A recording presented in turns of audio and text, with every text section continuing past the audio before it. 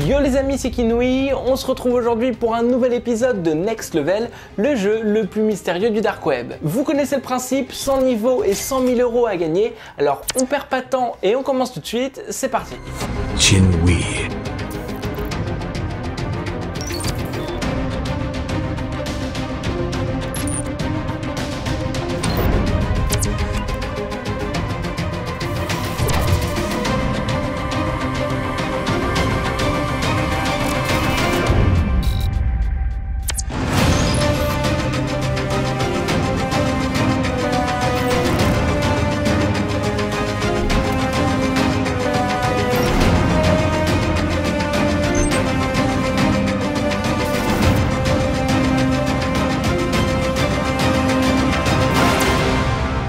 Next Level. La dernière fois, souvenez-vous, j'étais parti au Canada pour résoudre certains niveaux. Il s'est d'ailleurs passé énormément de choses dans cet épisode, je vous invite donc à aller le voir si vous l'avez raté, la vidéo dure 52 minutes et j'en suis plutôt fier. Grâce à mon aventure au Canada, j'étais passé au niveau 46 et mine de rien, je me rends compte que je me rapproche tranquillement de la moitié des 100 niveaux. Mais attention, parce qu'on reste encore loin d'avoir terminé le jeu, alors on reste concentré et on continue. Pour le niveau 46, le maître du jeu m'a comme d'habitude envoyé la consigne sur Skype. Il m'a envoyé cette image. Comme vous pouvez le voir, il y a un fond blanc avec 46 billes noires. Le maître du jeu m'a ensuite expliqué que parmi les 46 billes noires, il y en avait en réalité 23 rouges et 23 bleus. Mais par contre, on ne sait pas lesquelles sont rouges et lesquelles sont bleues. Elles sont toutes masquées et c'est pour ça qu'elles sont noires.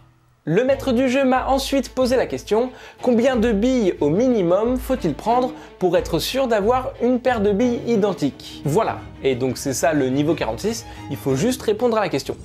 Alors avant de vous donner mon raisonnement à moi, je vais quand même vous laisser quelques secondes, comme ça vous pourrez aussi participer. N'hésitez pas à réfléchir un petit peu sur cette énigme, vous pouvez mettre dans les commentaires le nombre de billes que vous avez trouvé.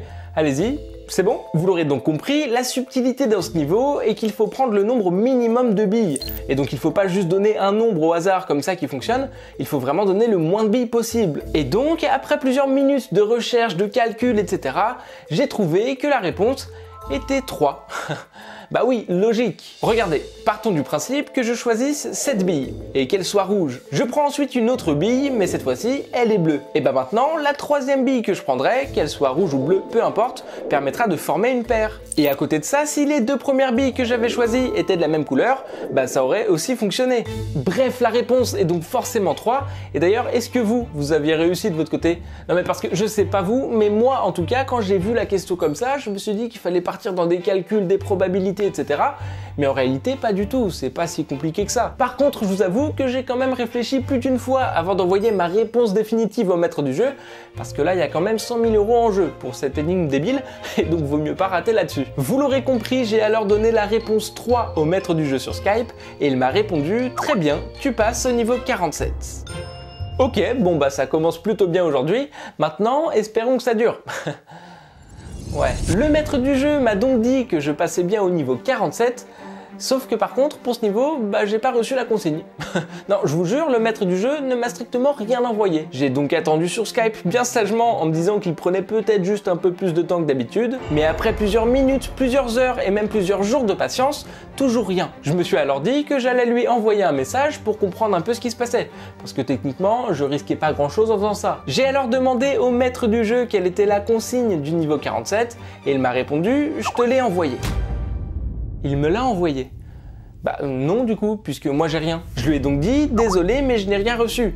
Et il m'a répondu « Je te l'ai envoyé ». Ok, y a un truc que j'ai dû rater là. Je vous assure qu'à ce moment-là, le maître du jeu ne m'avait rien envoyé.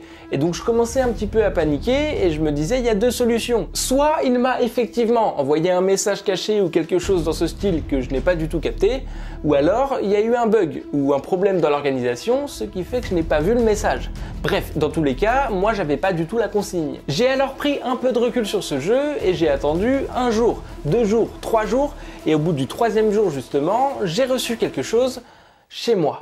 Waouh, franchement, je crois que je m'attendais pas à ça. Les amis, j'ai vraiment reçu un truc de ouf.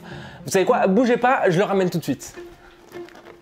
Waouh, c'est un truc de ouf. J'ai reçu un gâteau. J'ai reçu un gâteau Next Level. Non mais sérieux, c'est incroyable, non? Sauf qu'en vrai, je suis en train de me dire, bah ça fait un peu flipper. Déjà, si c'est réellement le maître du jeu qui me l'a envoyé, bah ça veut dire qu'il sait que je suis Kinui, puisqu'il y a mon logo et tout, donc il connaît ma chaîne YouTube. Mais comme j'ai reçu ce gâteau, ça veut aussi dire qu'il connaît mon adresse. Et ça, c'est tendu quand même. Et donc, qu'est-ce que je fais? Je le goûte? Non mais en vrai, il a l'air méga appétissant par contre. Mais en même temps, c'est peut-être un peu risqué. Ou alors, peut-être qu'il y a quelque chose de caché à l'intérieur.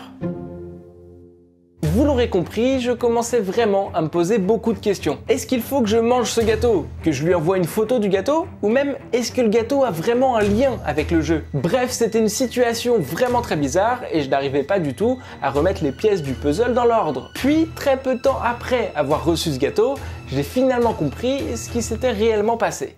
Alors en réalité, l'histoire est très drôle puisque c'est pas du tout le maître du jeu qui me l'a envoyé, mais c'est la maman d'un abonné qui m'a fait ce magnifique gâteau. Sauf que moi, comme j'ai reçu ce gâteau pile au même moment que le message du maître du jeu, bah j'ai fait un rapprochement direct. Alors qu'en réalité, bah, ça n'a rien à voir. Lou Pâtisse est le compte Instagram de la pâtissière qui m'a réalisé ce gâteau. Et franchement, je vous invite à aller suivre son compte parce que j'ai trouvé ça trop gentil, trop touchant. Si un jour vous avez besoin d'un gâteau personnalisé, que ce soit pour un événement, un mariage, un anniv ou j'en sais rien, n'hésitez pas du coup à contacter la pâtissière sur Instagram parce que franchement, c'est très cool. Elle a vraiment géré, elle est très forte et en plus, elle est très gentille. Donc bref, encore bravo à vous madame et merci infiniment, c'est très cool. Dédicace aussi à votre fils du coup qui suit mes vidéos. Ça fait très plaisir. Et du coup, moi je suis content parce que je pense que je risque rien en goûtant ce gâteau. À moins que la pâtissière fasse partie de l'organisation de Next Level et que le gâteau soit piégé. Non, le gâteau était excellent, tout simplement. Donc encore un grand merci à la personne qui l'a fait. Je vous avoue que le fait de comprendre que ce n'était pas le maître du jeu qui me l'avait envoyé, ça m'a quand même pas mal soulagé. Bon, par contre, je vous avoue que ça m'a pas du tout avancé dans Next Level, parce que là, bah, on est toujours bloqué au même stade. Qu'est-ce que le maître du jeu veut dire quand il affirme m'avoir déjà envoyé la consigne?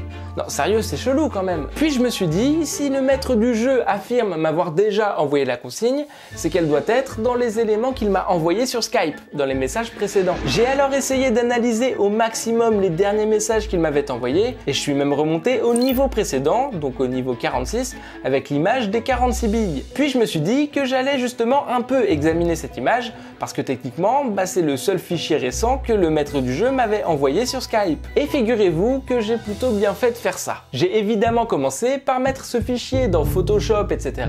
mais rien. Par contre, j'ai ensuite tenté d'ouvrir l'image avec l'outil bloc-notes pour voir s'il y avait un message caché ou un truc dans ce style à l'intérieur. Et figurez-vous qu'effectivement, en ouvrant l'image au format texte, j'ai bien trouvé la consigne du niveau suivant. Waouh, ça commence vraiment à être de plus en plus compliqué ce jeu. La consigne cachée disait « Pour le prochain niveau, vous devez vous filmer pendant 6 heures, assis à ne rien faire. Il faut qu'une horloge soit à côté de vous durant l'intégralité du défi. Il faudra ensuite uploader la vidéo finale, qui doit être en accéléré, sur cette plateforme pour validation. » Mais dans quelle situation je me suis encore foutu, moi? Alors attends, si j'ai bien compris, pour le niveau 47, il faut que je me filme pendant 6 heures sans rien faire, avec un chrono à côté de moi pour prouver que je ne triche pas. Ensuite, je dois faire un petit montage pour accélérer la vidéo et l'uploader sur leur site. Bah c'est pas du tout prise de tête, ça va? Non, en vrai, ce niveau est compliqué. Mais en plus, ça veut aussi dire que je dois filmer ma tête et l'envoyer à des gens du dark web, quoi. Tranquille. Bah écoutez, j'ai qu'une chose à dire, c'est parti. Mais qu'est-ce qui se passe là? Oui, bon, vous l'aurez remarqué, je suis un petit peu déguisé. J'ai mis une perruque et j'ai mis un masque pour éviter de trop montrer mon visage comme ça sur le dark web. Et donc, comme vous pouvez le voir, il y a juste à côté de moi le chronomètre donc de 6 heures, parce qu'il faut que je reste comme ça à rien faire, tout droit, pendant 6 heures. Je pense que ça va être très compliqué. Donc écoutez, c'est parti, je vous propose qu'on perde pas plus de temps. Je vais lancer le chronomètre, je vais évidemment enlever le micro pour pas que le mec crame que je suis en train d'enregistrer, sinon ce serait un peu chelou. Et donc c'est parti, on y va, voilà, je viens d'enlever le micro, je vais le poser devant moi, et puis moi je vous dis à dans 6 heures. On commence l'expérience tout de suite.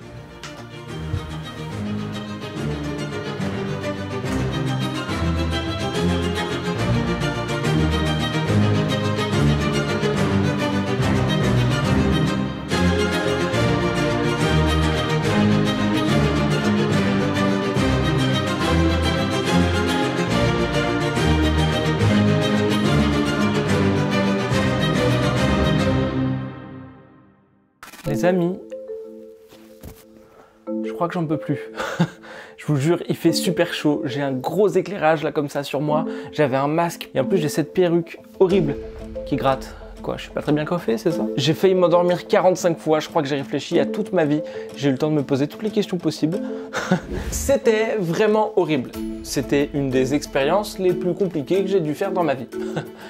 Non, en vrai c'est faux, j'ai sûrement vécu des trucs beaucoup plus compliqués et en plus de ça, pour être honnête avec vous, j'ai complètement triché. Parce que oui, les amis, contrairement à ce que montre la vidéo, je ne suis pas du tout resté 6 heures à attendre comme ça. Je vous avoue que me filmer pendant autant de temps sans bouger comme ça, c'est très relou. Et c'est même carrément impossible pour moi, ce qui fait que j'ai décidé de trouver une petite alternative pour éviter de m'infliger quelque chose comme ça. Dans un premier temps, ce que j'ai fait, c'est que j'ai créé un faux chronomètre de 6 heures. En réalité, il va beaucoup plus vite. Une seconde réelle n'est pas du tout égale à une seconde sur ce chronomètre. Donc déjà, première chose, le chronomètre était complètement truqué. Et à côté de ça, je me suis effectivement filmé pendant pas mal de temps pour ensuite l'accélérer au montage, sauf qu'en réalité, au lieu de me filmer pendant 6 heures, je me suis filmé 15 minutes. Et croyez-moi que rien que 15 minutes comme ça, c'est déjà très long. La suite de mon plan se passe en montage. Alors je vous explique ça tout de suite. Ça va vous? On se retrouve donc comme prévu en montage. Je suis donc sur mon ordi, sur Premiere Pro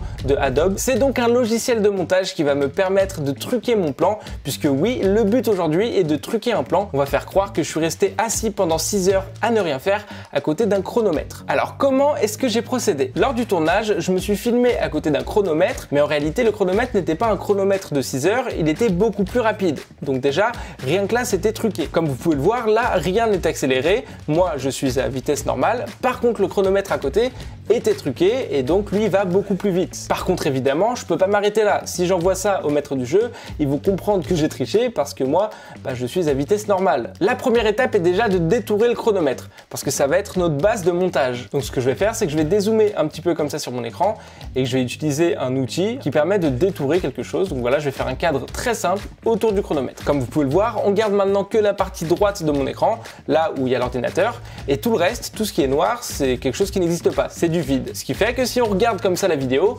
on voit juste un chronomètre qui avance. Très bien. Maintenant, ce que je vais faire, c'est que je vais combler ce vide.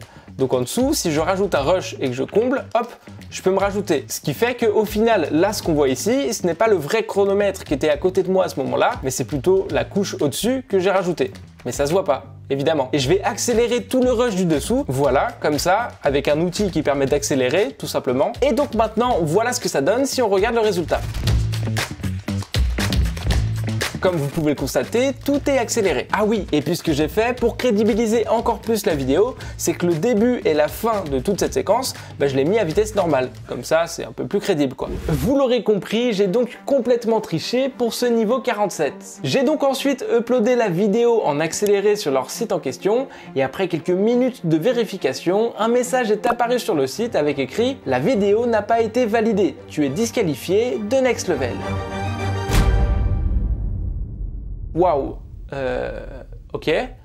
Non, attends, en vrai c'est chaud là. Après 46 niveaux et après tout ce que j'ai pu faire pour Next Level, je suis disqualifié parce qu'on a cramé que j'avais triché pour un niveau. Waouh, je crois que je vais pas m'en remettre. Vous savez quoi? Je pense qu'on va s'arrêter ici pour cette vidéo et je vous propose qu'on se retrouve la semaine prochaine parce que j'ai un petit truc à vous expliquer.